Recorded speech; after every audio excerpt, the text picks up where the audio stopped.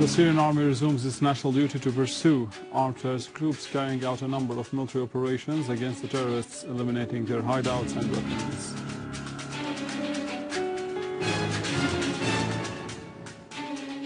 And Iran holds the sites that support terrorism and Takfiri groups in Syria responsible for the attack on the holy places in Damascus countryside.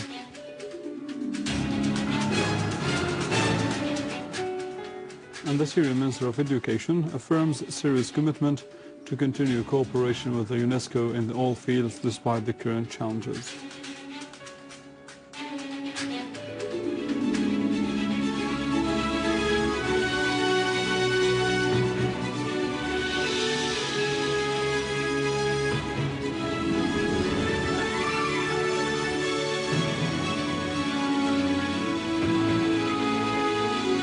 Good afternoon. This is news in English from the Syrian and Arab television in Damascus.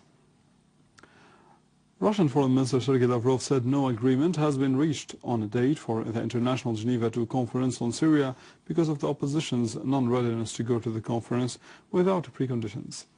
In a joint press conference with Secretary General of the Organization for Security and Cooperation in Europe, OSCE, Lamberto Zanier, Lavrov said that putting preconditions for the conference contradicts the Russian-US initiative, which said otherwise. He stressed that the initiative provided for having no preconditions set in order to fully implement what was agreed on in the Geneva meeting of June last year.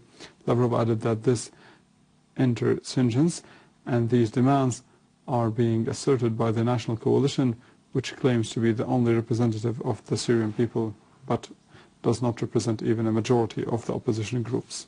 He noted that Russia, with the intention to help, has invited representatives of the opposition to go to Moscow and hold unofficial talks to work out the possibility of having the Syrian opposition represented by all parties among its ranks to the Geneva II.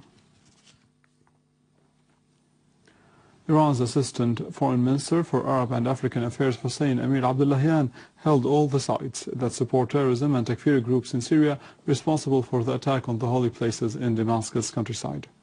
In a statement, Abdullahian demanded the United Nations and other international bodies to take the necessary measures to prevent the continued encroachment against the holy places and religious centers into Syria. Takfiri terrorist groups are continuing their encroachment against holy places, including the mosques, churches, and various religious shrines that represent the religious diversity in Syria.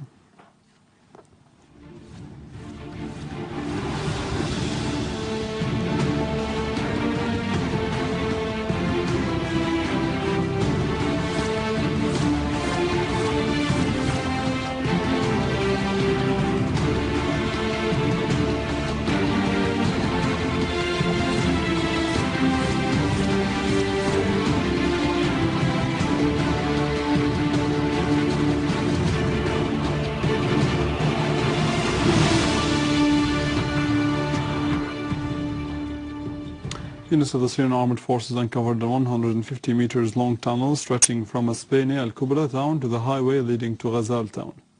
A police station of the so-called Sharia Law Commission was also found in the area, in addition to a field court and rooms for torturing the terrorist abductees. The army units also disclosed a workshop containing equipment and tools for making mortars, explosive devices and bombs, and a field hospital including 11 boxes of medicine, beds and teachers with the logo of the Qatari campaign for Syria's relief written on it. In addition to mottos of Jabhat al-Nusra, Liwa al-Islam and Liwa Huzaifa ibn al-Yaman.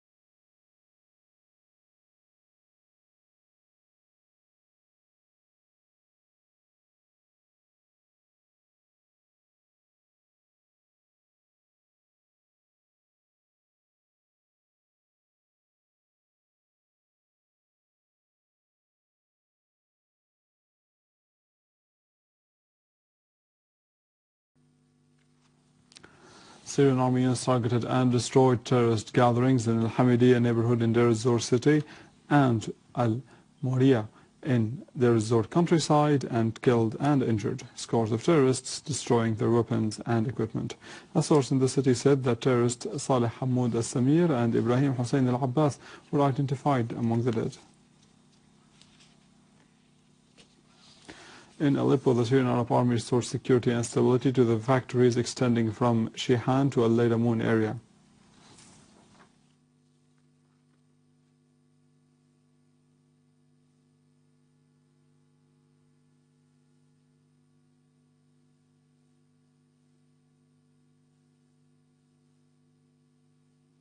With this, we end our news for today. Thank you for watching. For more details about Syria and the region and to view this bulletin again, you can always visit our website in English, www.syriaonline.sy.